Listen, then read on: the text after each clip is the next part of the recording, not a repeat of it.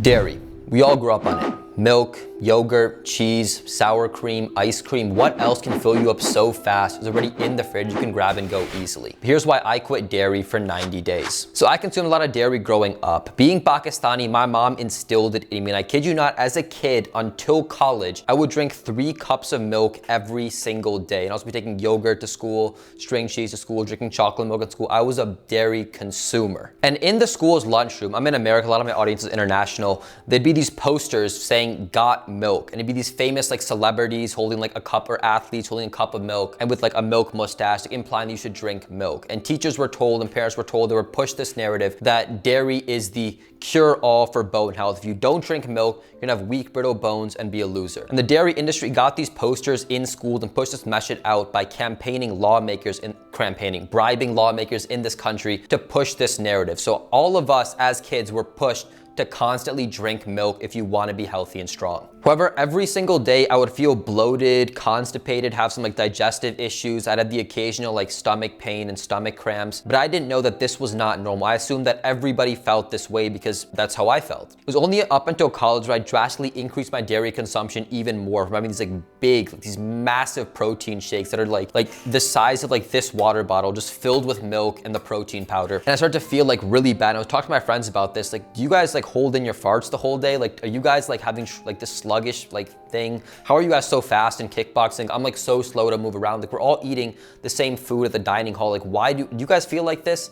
And it was by talking to them and doing some internet research that I read somewhere that bloating was often caused by eating too much dairy. So I thought, let me completely quit dairy for 30 days and see what happens. Now, at the time, I thought that dairy was only milk. I didn't know that like yogurt and ice cream and sour cream were dairy. So I was just cutting out milk. But even doing that, after a week, I felt incredible. I was mind blown by what a big transformation that was. I no longer had that like stomach pain. I wasn't bloated. My time in the bathroom was brief. And I noticed that when if you push your fingers into your stomach, like really deep, there's like a lot of pain when I used to do that. I couldn't do it more than like an inch.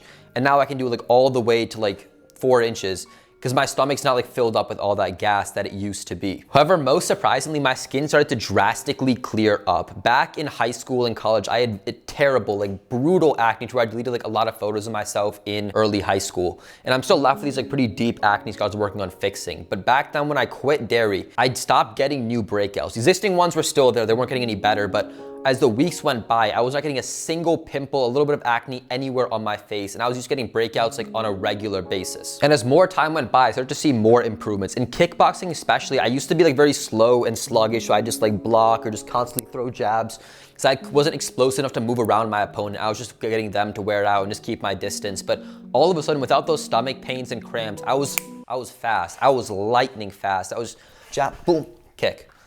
Like, I was good.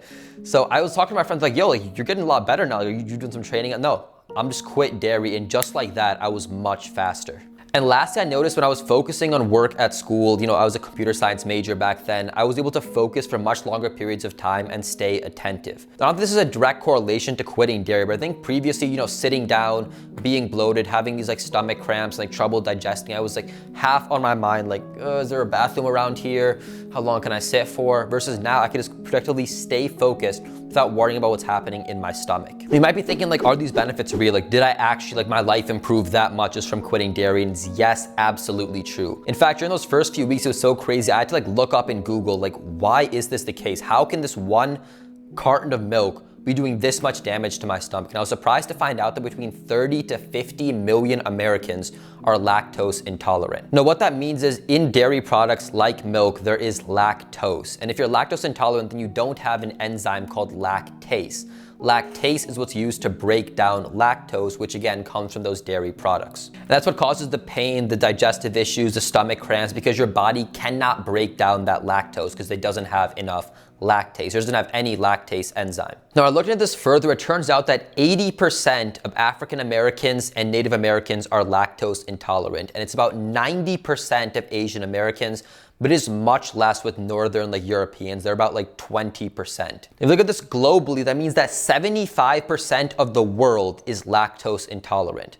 Now, of the other remaining 25%, you might not have like lactose intolerance, but you might have lactose malabsorption, which is when your body has some lactase enzyme, but not enough to like a normal level. So you just have a reduced ability to break down this enzyme. But it's also funny, like this is a bit unrelated, but it occurs in humans after infancy. So when you're like a baby and you need milk from like your parents, your mom, let's say parents, you're politically correct now, from your mom, then it's fine, right? You need it to, you get the nutrients from it. But as time goes on, you pass that infancy stage and become a toddler, you start to build up that lactose intolerance. So you could be watching this right now and be lactose intolerant or have lactose malabsorption, but you might not know that because you don't consume that much dairy compared to other people. Maybe you just have like ice cream now and then, you drink milk with cereal once in the morning. So you're not consuming enough to where like these issues with your stomach are a big part of your life. But this was pretty mind-blowing for me to read at the time. And I also finally learned that actually yogurt and cheese is part of dairy. So I made the move to really cut out those things as well, which was not easy because I love cheese and like a good burger and everything. But I made that change. I noticed also after that, like additional dairy products being cut, I did improve as well, but not nearly as much as cutting out milk because I drank so much milk at the time. The one thing I do want to point out though is that the results did plateau quite quickly. So like during those first 3 weeks, I felt tremendously better and then it just plateaued. And then, I quit other dairy products, so I got a little bit of a benefit for 3 weeks, and it just plateaued.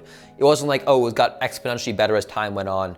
Once you hit that about 3 week mark of quitting dairy, then you become like, it just stays, the benefits stay right there. Ended up doing that for 90 days until I finally brought in a little bit of dairy back into my life. Even now to this date, I do consume a bit of yogurt and a bit of cheese, but that's about it. I've not had a single drop of milk since the time I started this challenge. And then I also quit ice cream and like sugary desserts and all this stuff about 3 years ago as part of a no sugar challenge. And then I also did quit ice cream about 3 years ago as part of a no sugar challenge. Lastly, I do want to mention that I never actually got tested if I was lactose intolerant, but I did take a DNA test at the beginning of the year. This was a health-based DNA test from Circle DNA, and it showed that I had a very high likelihood of being lactose intolerant based on my genetics. And that is my experience quitting dairy for 90 days. If you're watching this video and maybe you see some similarities, like, yeah, I actually have a lot of like stomach issues when I like consume milk, and could it be caused by milk?